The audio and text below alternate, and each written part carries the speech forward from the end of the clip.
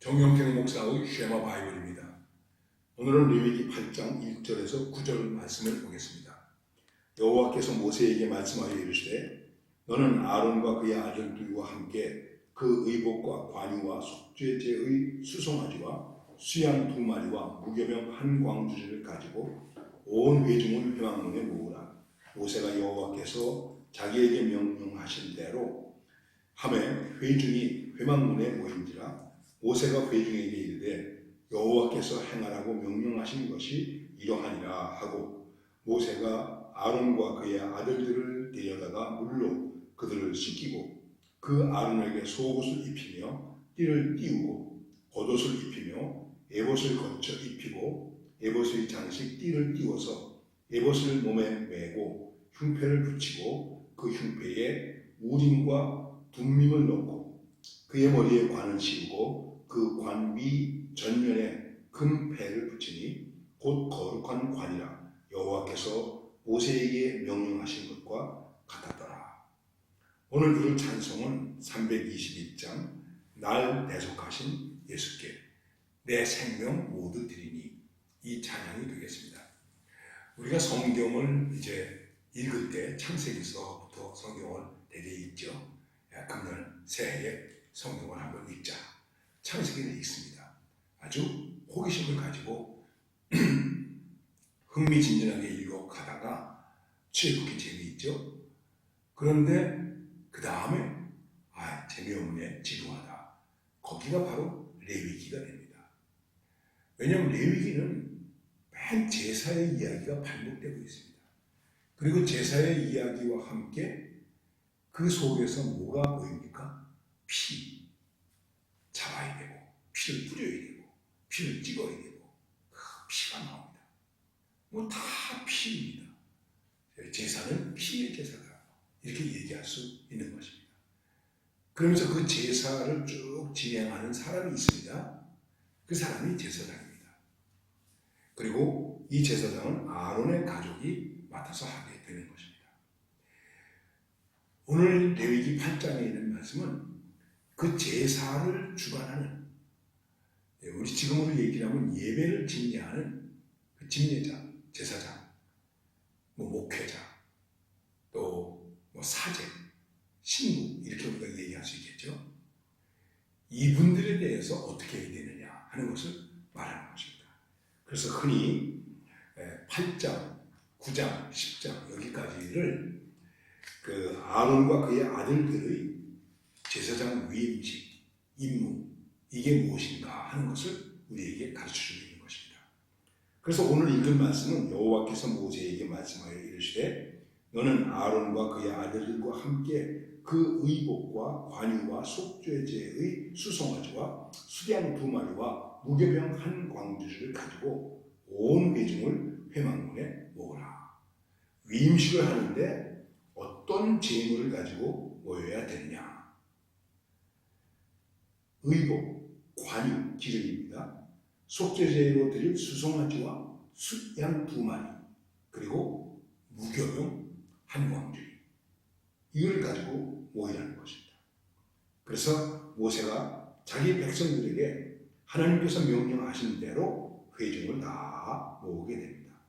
그리고 모세가 회중에게 이르되 여호와께서 행하라고 명령하신 것이 이러하니라 하고 모세가 아론과 그의 아들들을 데려다가 물로 그들을 씻기고 이렇게 해서 시작되는 것입니다. 제사장의 위임식을 했을 때에 가장 먼저 해야 될 일이 무엇인가? 씻기고 물로 씻기고 하는 것입니다. 그건 쉽게 말하면 목욕을 하는 것이죠. 대개 목회자들은 토요일날 거의 목욕을 합니다. 어떤 분들은 주일날 아침에 목욕을 합니다. 제가 어렸을 때 시골교회를 다녔는데 그 시골교회의 목사님은 언제든지 새벽기도 나오시기 전에 찬물로 샤워를 하시고 나오셨습니다. 그 옛날 시골에 무슨 목욕하는 도구가 제대로 있었겠습니까? 그런데 우물에서 찬물을 길어다가 그 찬물로 샤워를 하시고 그리고 새벽기도회를 인도하러 나오십니다. 형식적인 것 같지만은 이런 자신을 깨끗하게 하는 것. 굉장히 중요한 것이죠. 물로 자기를 씻는 것이다. 이 물이 무엇입니까?